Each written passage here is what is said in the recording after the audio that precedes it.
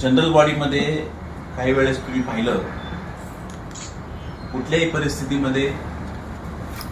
एकदा का पक्षनेत्यांच्या बैठकीत किंवा सत्तारूढ पक्ष म्हणून ज्या निर्णयापर्यंत आम्ही आलेलो आहोत, त्यात जर आपल्या पक्षाचे कोणी सदस्य त्या एखाद्या निर्णयाला किंवा एखाद्या सूचनेला जर फाटा फोडत असतील किंवा विरोध करत असतील,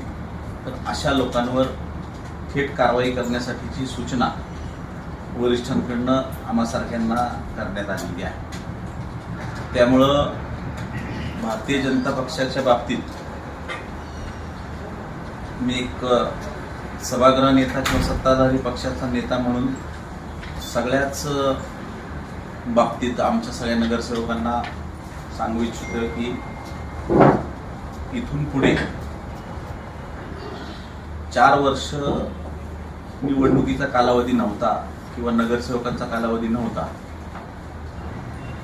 तो गेल्यानंतर 5-6 महिन्यामध्ये अतिशय चांगली परिस्थिती आपण ठेवू शकतो का, तर नक्की ठेवू शकतो. असा कॉन्फिडन्स असताना देखील प्रसिद्धी माध्यमांमध्ये किंवा काही निर्णयांमध्ये ज्या गोष्टी आम्हाला रिव्हर्स याव्या लागल्या होत्या, आणि हे तुम्हालाही माहिती आहे, म्हणजे हे काय मी सांगतोय म्हणून नव्हे, परंतु कदाचित माहितीची कमी असेल, कदाचित अचानकपणे घेतलेला निर्णय योग्य होता की नव्हता. उदाहरणार्थ महापौरांना एक निर्णय मागे घ्यावा लागला. आम्ही सभागृहात असताना आमच्या एका सदस्यानं काही विषयाला विरोध करताना मी जरी भारतीय जनता पक्षाचा नगरसेवक असलो तरी अशा अमुक बाबतीत माझा विरोध राहील, अशा प्रकारची जी काही वक्तव्य झाली,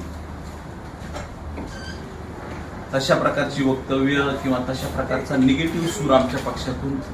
नसावा ही त्याच्या मागची भूमिका आहे. आणि त्यामुळं उद्याच्या काळात,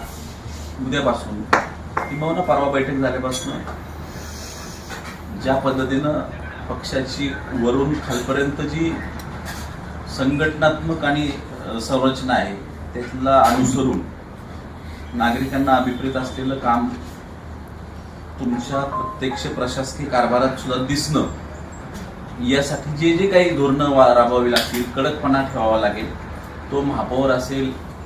किंवा आम्ही इथले मी असेल, आमचे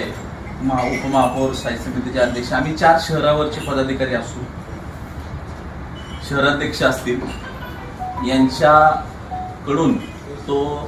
राबवला जाईल आणि त्याच्याबाबत कोणाची हायगाई केली जाणार नाही.